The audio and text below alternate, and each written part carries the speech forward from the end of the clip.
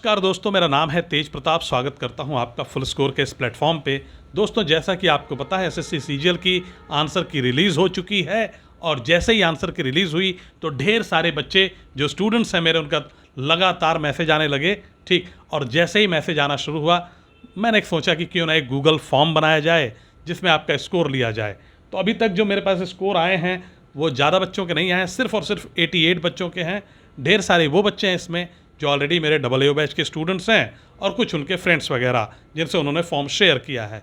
तो अगर आप चाहते हैं कि एक बहुत ही कॉम्प्रिहेंसिव एनालिसिस ला सकूं मैं, स्पेशली AA की पोस्ट जो है उसके लिए और जो अदर पोस्ट हैं उनके लिए भी, तो आप प्लीज़, मैं गूगल फॉर्म का लिंक डाल दूंगा डिस्क्रिप्शन में, उसको भर दीजिएगा। ठीक है, तो अभी जो मैं इस वीडियो में आपसे बात करने वाला हूँ, एक ये कि AA की average cut off, AA paper की बात कर रहा हूँ सिर्फ, वो क्या रही है, पहली चीज़।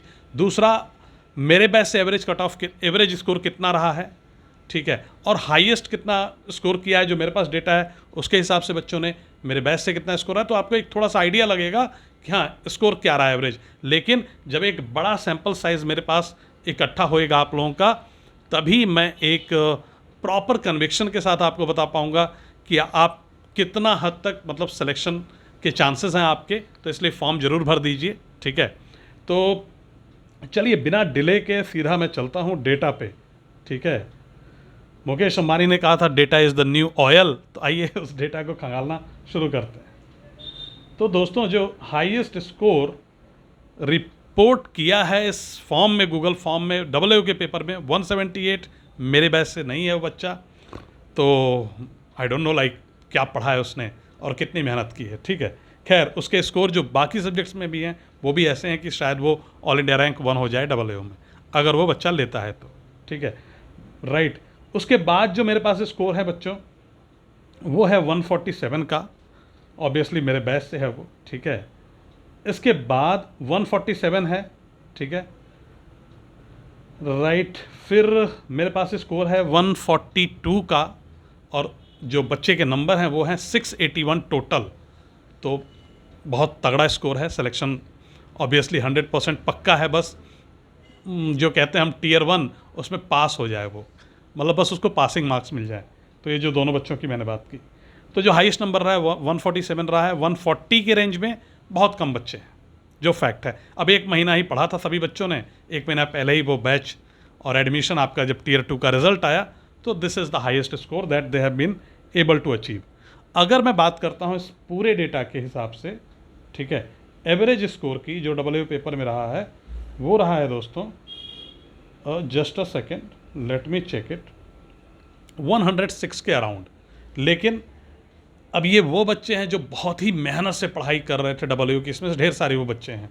तो अगर मेरे से आप पूछेंगे कि एवरेज स्कोर वैसे जो पूरी सैम्पल साइज होगी, मतलब थ्रू आउट इंडिया जो रहा होगा, जिन्होंने पेपर दिया होगा, ठीक है, वो रहा होगा 85 के अराउंड मैक्सिमम। ठीक है, 85-90 के बीच में, इससे ऊपर होने की कोई गुंजाइश नहीं है। 85 इज़ द ओकेश मार्क्स। ठीक है, अब AA में सिलेक्शन के लिए 2-3 चीज़ें देखनी पड़ेंगी कि आपके AA पेपर में कितने नंबर हैं और उसके अलावा आपके कितने नंबर बाकी पेपर्स में हैं। ठीक है, तो फॉर्म भरिए, डेटा शेयर करिए, जिससे कि एक सही से प्रेडिक्शन हो पाए कि कितना नंबर आपको मिलेगा, पहली मतलब आपको कितना पोस्ट मिलने की चांसेस हैं। और दूसरा, जो फॉर्म है उसमें मैंने आपका व्हाट्सएप नंबर भी मांगा है, तो अगर आप देते हैं तो टिल द एंड जो भी गाइडेंस होगी, मतलब जैसे जैसे समय बीतता जाएगा, ठीक है, कि जो रह रहा है AA प्रोसीजर एंड ऑल, तो वो समझते रहेंगे हम। ठीक है, तो ये है। ठीक, अब अगर मैं बात करूं बिना AA के इन बच्चों के मार्क्स के, तो तब जो एवरेज मार्क रहा है दोस्तों, एवरेज मार्क्स, खैर एवरेज मार्क्स कोई सैंपल नहीं होता, मतलब कोई साइज़ नहीं है ना। मैक्सिमम रहा है 539, मतलब 540। ठीक, 540 रहा है मैक्सिमम, राइट। और अगर मैं एवरेज की बात करूं तो एवरेज रहा है 492। ठीक है, एक बार और सैंपल साइज़ थोड़ा बड़ा होता है, डेटा बड़ा होता है, तो फिर एक ढंग से प्रेडिक्शन करेंगे, ढंग से एनालिसिस करेंगे इस पर।